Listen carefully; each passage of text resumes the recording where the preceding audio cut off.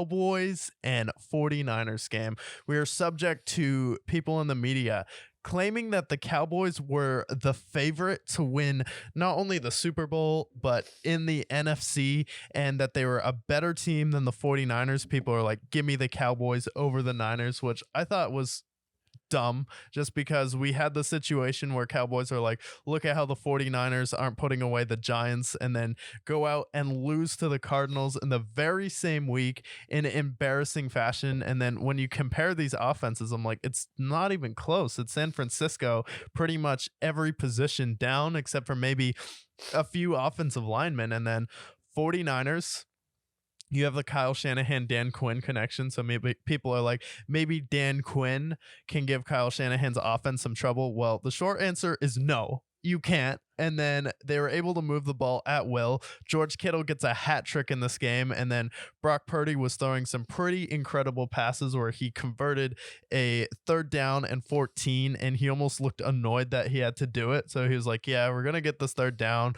It's just annoying that we're on 3rd and 14. And then Kyle Shanahan coaches a absolute masterclass versus the Cowboys defense. And I always thought that the Cowboys could be frauds. I didn't believe in Dak Prescott. I've never been a Dak Prescott, like, I wouldn't say I'm a hater. I just think I've been realistic about what Dak Prescott is.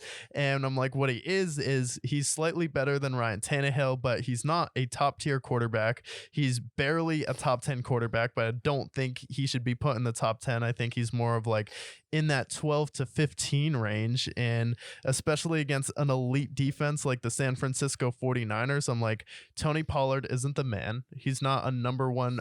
He's a number one running back, but it's more of in a James Conner sense where he was a really good 1-2 punch with Ezekiel Elliott. But when we give you the keys to the castle, can you really be that bell cow for us against elite teams in this league? And then CeeDee Lamb, Brandon Ayuk is looking better than him. And then Deebo Samuel, they used him as a running back in this game. They didn't even need him to play wide receiver. So it's like all of these factors. And then I'm like, oh yeah, Kyle Shanahan, Mike McCarthy. It's not close. It's not close at all. So we both picked the 49ers to win this game. I thought the 49ers would probably win it like 35-24.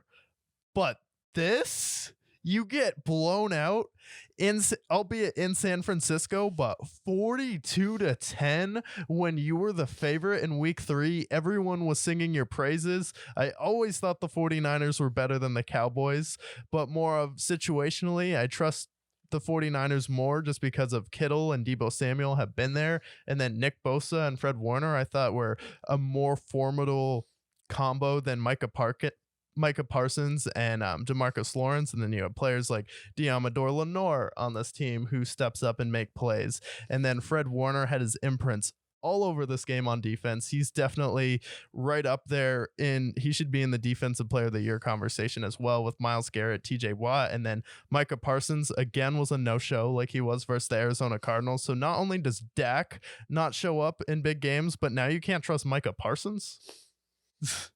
Yeah, there's a lot of things I can criticize for the Cowboys, and I'm going to go over all of it deeply. But I want to applaud the 49ers first. George Kittle, 3 catches, 3 touchdowns, 70 yards. That'll get it done. Brock Purdy this season, 9 touchdowns, 0 interceptions, 15-0 as a starter in the regular season. Congratulations to the 49ers. Amazing on defense. Best team in football to this point, the Cowboys.